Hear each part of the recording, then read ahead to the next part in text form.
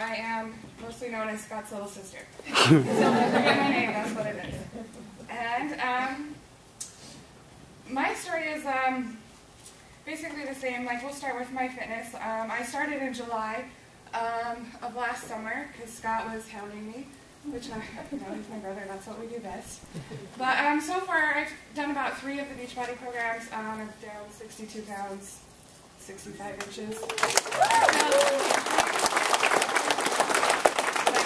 For myself, because if you know me, I have 2 very active, rambunctious, crazy boys. So anyways, but Beachbody has probably been one of the most amazing things that has ever happened to me in my entire life. Not just because I am a single mom, but because I was extremely overweight, depressed, angry, a homebody. I became a hermit. So I was married at the age of 19, had my first kid at 20, second kid at 21. My husband left me a week after the youngest one was born, and I was divorced at 22. So basically I went into what I called instant survival mode. I can't stop shaking. I'm in survival mode right now, yeah. And, but I was a manager of a salon, so I continued to work long hours. I would send my kids to daycare. I would send my kids to my parents' house and basically let everybody else raise them so that I could support my family, be able to pay my bills, which even then I wasn't able to do, but would never admit it to anybody. I've been divorced 5 years now, and I still haven't received more than $500 in child support.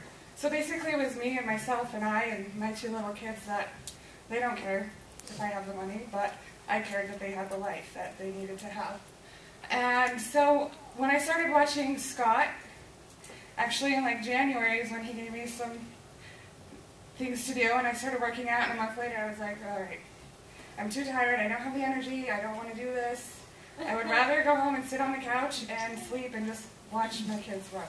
And they would always hassle and haggle me and be like, would you just come outside and kick the ball? I'm like, no, I'm too tired, you know. And then not only that, but I didn't want to go anywhere. I didn't want people to see like what I look like, who I would become, because I had focused on the things that were less important in my life.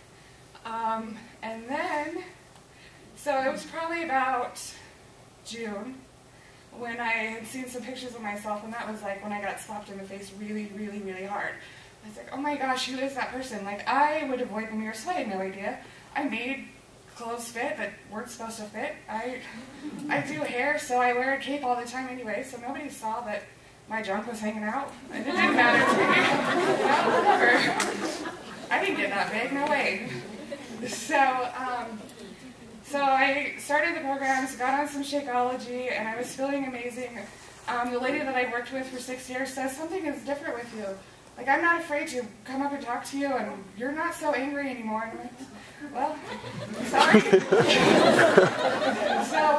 And then I went to, in August, I actually got to meet Craig Holiday for the first time, and Alethea, and I was sitting there listening, and I was kind of like, just by myself, don't talk to me, I'm just here to support my brother, I'm here to hear what this is about. And Alethea was talking about how you can become financially free, and you can stay home with your kids more often, and my cell phone was ringing like a bill collector. Ignore, again, 20 times in the day. So it just kind of hit home that I can do this. I am capable of becoming the person I know I am. I am not who I have convinced myself I was, you know, because when you become the person that I was, you just are the only person that enables yourself to do and not to do. And from there, I signed up as a coach that month, and I have like a new desire to live. Like, I feel like I am a successful person because I wake up every morning and my kids are happy to see me. They are not running from me because I'm like, where's the coffee, where's the coffee, where's the coffee, you know, and I'm like, where's the kids at, where's the kids, let's go outside, let's go play, let's go do this. And I enjoy helping and seeing all these amazing people that see me as an inspiration and tell me I'm a hero when I feel like I'm just like everybody else, you know. I just decided to do what I needed to do for myself and quit settling for less than I knew that I deserved.